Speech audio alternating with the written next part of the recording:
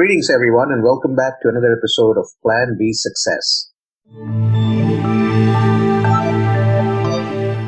Who we have today is Russell Nohelty, who's a best-selling author, a publisher, a speaker, and a business owner for creatives. He's focused on creatives through his company, The Complete Creative, which has a podcast as well as a teaching academy focused on creatives. We'll find out all about Russell, but before we do that, let's welcome him. Welcome, Russell.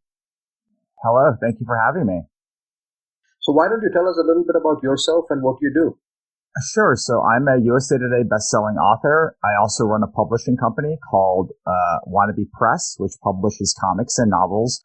And then I run a training academy and marketing company for creatives called The Complete Creative. Awesome. So how did you end up doing all this? Like, did you plan it out, or what were you doing before this? So I always knew I wanted to do something creative. I've run several companies before. I've run a couple of production companies. I've directed movies, television shows. I've shot commercials and animation and all sorts of stuff before I started really publishing books and comics. Right before I started my publishing company, though, I was a sales manager at a Sprint dealership. And before that, I had failed at 3 companies. I just could not get them up and working and operational. And then I learned, I pretty much went through boot camp for sales through a couple of companies. So I worked at Aflac. I worked at a marketing company that sold advertising to car dealerships. And then finally at Sprint, working in consumer electronics. And that one really helped because it was B2C and my company is B2C. We're direct to consumer. So what I'm doing now, a lot of it was influenced by the fact that I was selling consumer products. So you've been there, done that, had your failures as well before you got to where you are today. So, absolutely. Yeah, it was 5. This is my 5th company that it finally hit with. So let's talk about the podcast as well as your teaching academy. What do you cover and who do you target with those? Sure. So on the Complete Creative podcast, I interview creatives about how they build and sustain their creative business. Every once in a while, I'll do a training episode where it will just be me talking about something, or maybe a live training that I've done previously when I used to do a lot more live trainings. But generally, it's me and a guest talking about how they built and sustained their creative career. And that is basically what the entire site is for. It's the tagline is make the best work of your life and share it with the world. So I believe that there are 5 steps to building a successful creative career. The first is how to make something great. You can't sell something that's not great. That's just a barrier to entry right now. So the first step is sort of developing your craft and learning how to make something that is saleable. And not just saleable, but great in comparison to everything else that's on the market. Second would be learning the fundamentals of sales and funnels and generally like just what all of that stuff is.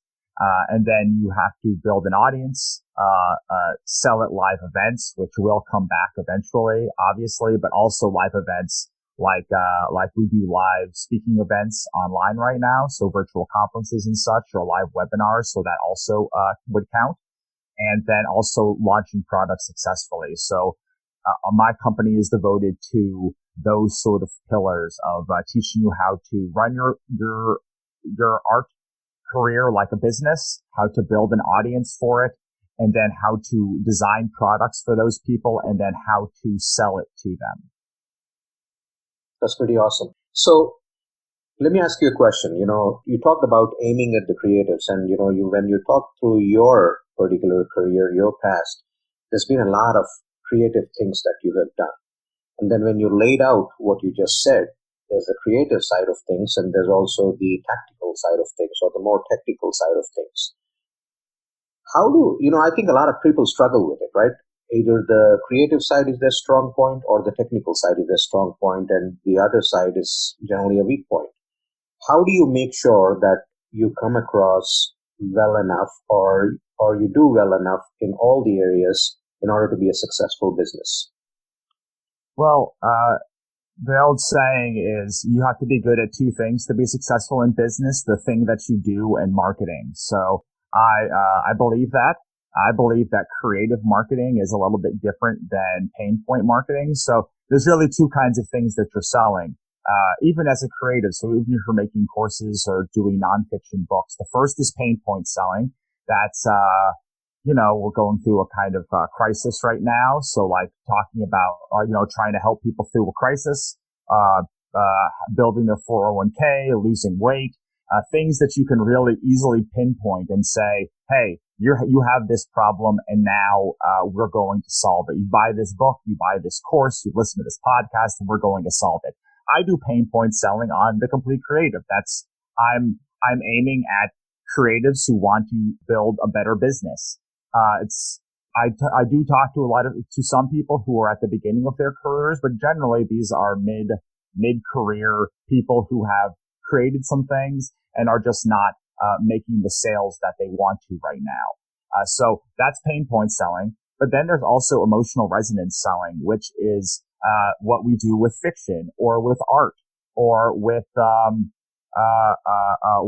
other things that are not solving an immediate problem.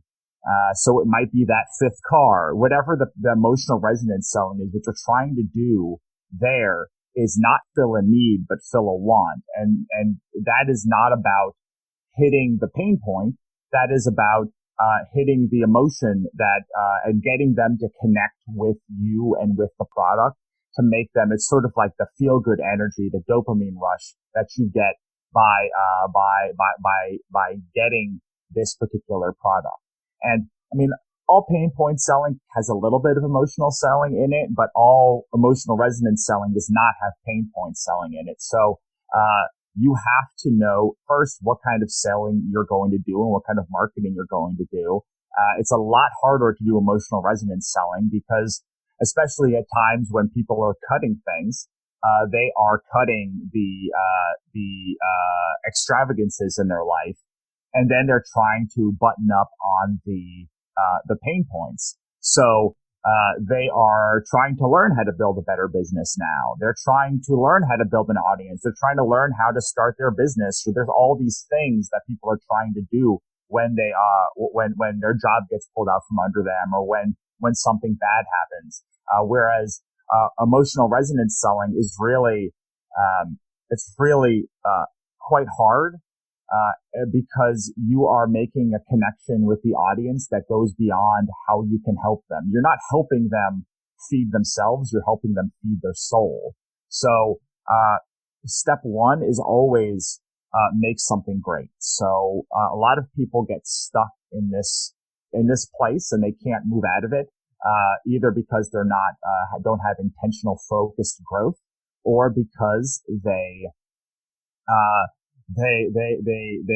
just are very early in their career, or, because they're scared to move on and sell stuff. But, the first step really is developing your craft, honing your voice, whether that's your art voice or your writing voice or your sculpture voice or your rug making voice or whatever it is. You're going to have to become really, really good at that part. And a lot of people that I talk to they try to get out of that part too early. And the key to that first part is, having a safe space to fail.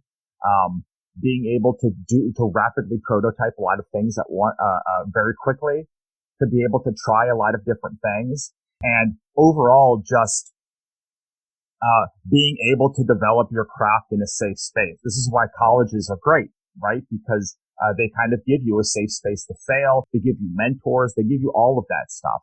If you don't have a college, then, you kind of have to develop that network on your own. But eventually you'll get to a place where you kind of have a voice. You know what you want to do. You know what you want to sell. You know what path you're going to take, at least at the beginning. And that is when you move into step 2, which is like really learning all about the business stuff. I mean, obviously there's a place for the business stuff beforehand. You can sort of build a mailing list or build your website or like start building a Facebook page or whatever you want. But it's really dangerous to start really investing in the marketing part of it before you know what you want to sell. When you know what you want to sell or what products you want to make, then you can really dive deep and learn how to market to those kinds of people. But what you don't want to do is build an audience full of the wrong people. A great example of this in my own life is my Twitter account. My Twitter account has about 27,000 people on it that I built all wrong.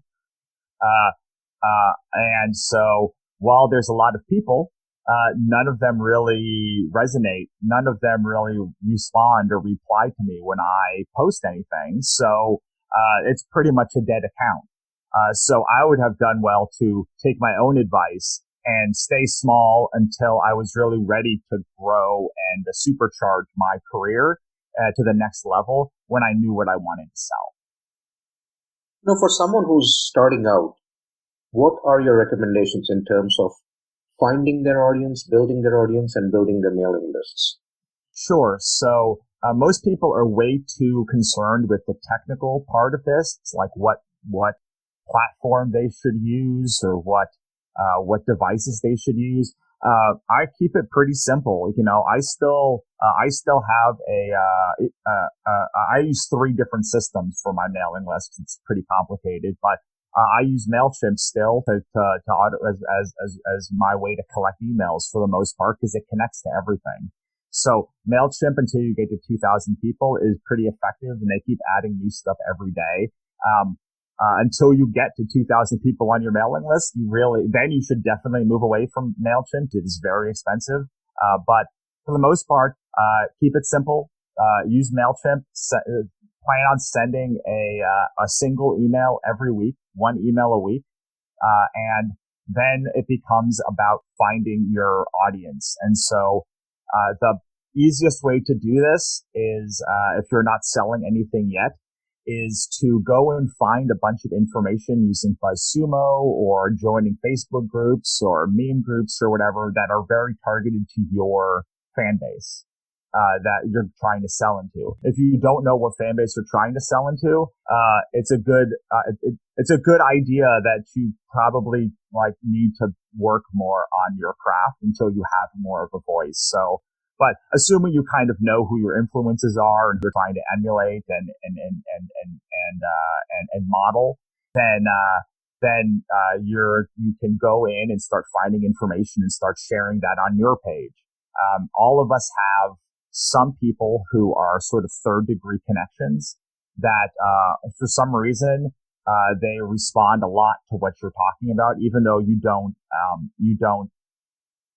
talk to them a lot. So this might be a high school friend who you haven't talked to in years, or someone who you used to work with at your first job, but they just keep responding and replying to the things that you're talking about that are related to what you want to make. Not necessarily your work, but your work combined with the other things that you're posting kind of in the same realm as your work. And that is when you can go and start interviewing some of these people.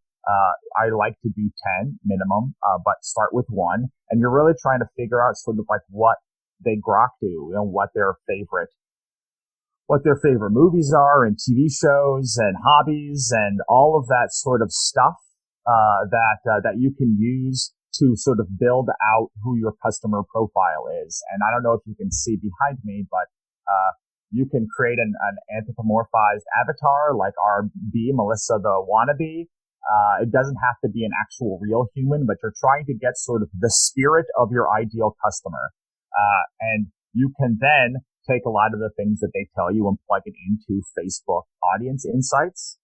It's in the business.facebook.com. You don't have to run ads, but if you create a business profile, you can look inside and see post and look at some of those insights that Facebook gives you. And what they'll do is you post in a business interest, and then they will tell you other places that other people, places, things, pages that people that like that page very much like. And you can then work to build out more and more and more of that sort of information.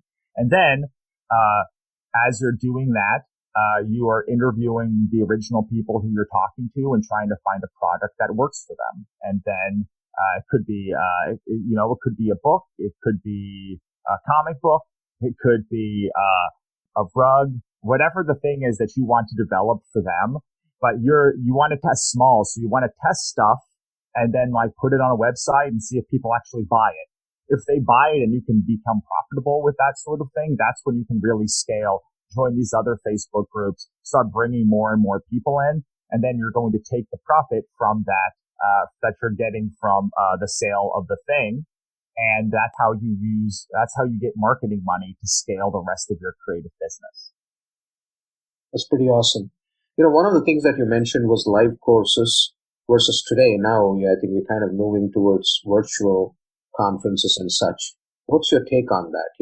For someone to be, is it the same parameters that you need to be successful with live versus virtual? And should people be concerned? So live is really, so the thing with live is people make a commitment, monetary commitment and time commitment to come to your show, and then they are spending their time at your show. So you have to do a lot less work to retain somebody who was in a live performance at a live show or a live convention or a networking event. They've already made the commitment. And usually it's a pretty big commitment, even if it's just driving across town. They're leaving their house and they're coming to where you are. So they already see the value in it. With a virtual convention, it's a lot different. You have to continue. There's almost no barrier to entry. All you have to do is, especially if it's sort of a free virtual event, all you have to do is like sign up and then sit at your computer and watch. There's almost no, friction. There's almost no barrier to entry there. Now, yes, if you create like a payment portal for that, becomes a little bit different because now they're making a commitment. But even then, they don't necessarily have to show live because almost everything is recorded and they can watch it at their leisure later. With a live event, they have to kind of be live. So one of the things you really have to be conscious of in live events is that you have to continually get their buy-in to remain. So you have to do things to keep their interest so that they're not drifting away to another website, because they could have 7 tabs open. They could be listening to it while they're walking or doing other stuff. That's not how a live event works. So the biggest difference is this idea that, you can be doing 20 other things while you're doing this webinar or doing this other thing that's either free or virtual. And you could have multiple things open and multiple things to divert your attention.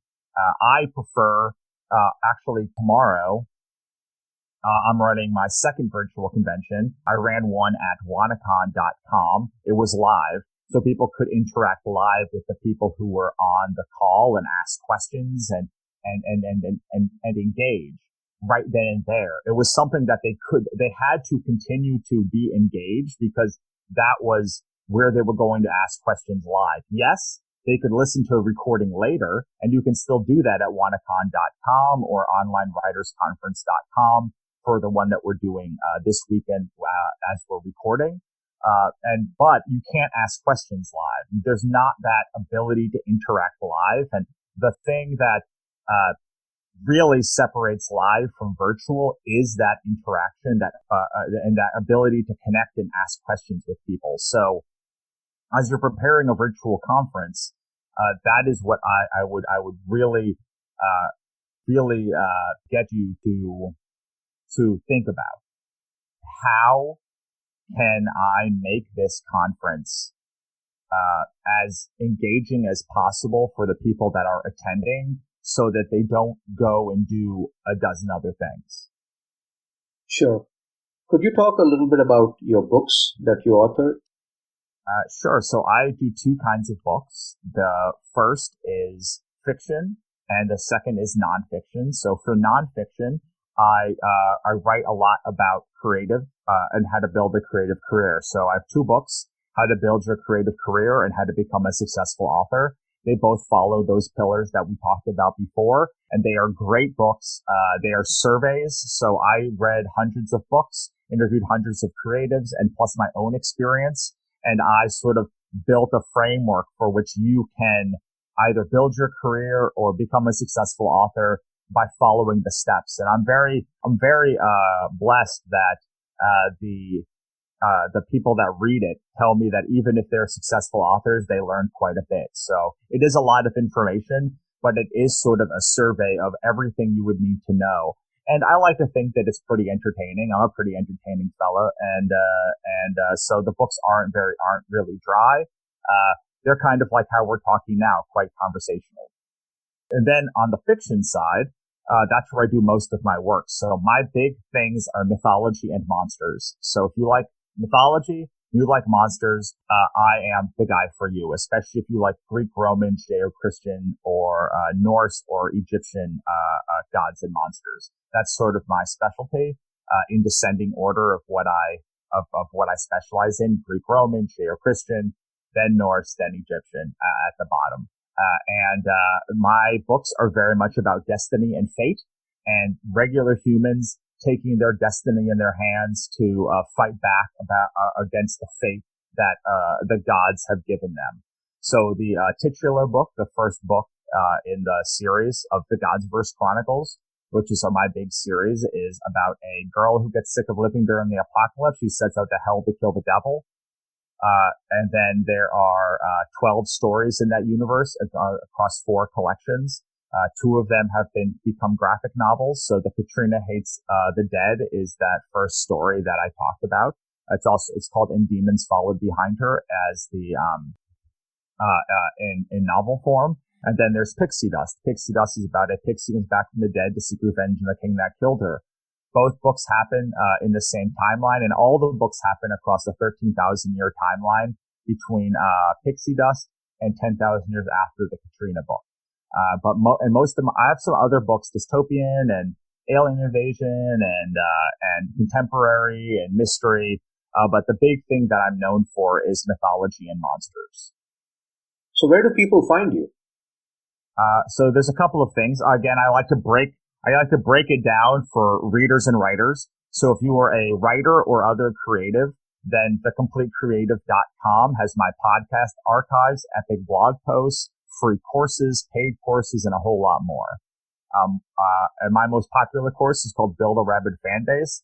That is not available at all times. So we only open it 1 to 2 times a year. But you can watch our 20-minute webinar at thecompletecreative.com/audience, and then get on the wait list for when that opens. If you're a reader, then especially if you like mythology and monsters, comics and novels, then go to russellnohelty.com, sign up for our mailing list, and you get a couple of free comics, a couple of other stories, the first chapter of How to Build Your Creative Career, and a whole lot more. So depending on whether you're a reader or a creative, depends on sort of where I usually recommend people going. But, and then the podcast archives for The Complete Creative are also on thecompletecreative.com. That's pretty awesome. Thank you so much, Russell. This has been very entertaining and very educational as well, I'm sure, for the listeners. Before I let you go, one takeaway for the listeners, please. All right. So, your self-worth is not determined by your success or failure. You are not a person who is a failure or a success. You are a person who succeeds or fails in a specific thing. If you were a person who got into a car accident or got bitten by a dog, you wouldn't be called, you wouldn't say, I'm such a dog meat or whatever else you wouldn't put your entire identity behind that. But we have a tendency to put our entire identity behind one thing. And the truth is that we are much more than one thing. We are many, many, many things. And your self-worth is intrinsic to you being born. It is not It is not determined by how much you succeed or fail. Thank you so much, Russell. I think that's been enlightening. I'm sure the listeners will be in touch. Thank you so much. I hope to be in touch. Thank you. Thank you. Have a great day. Hey, I hope you liked that episode. Please do make sure to subscribe to Plan B Success Podcast so that you can get alerts about these episodes coming out 3 times a week. You get to hear an inspiring interview and some inspiring talk that will move the needle for you on your way to success. Thank you very much.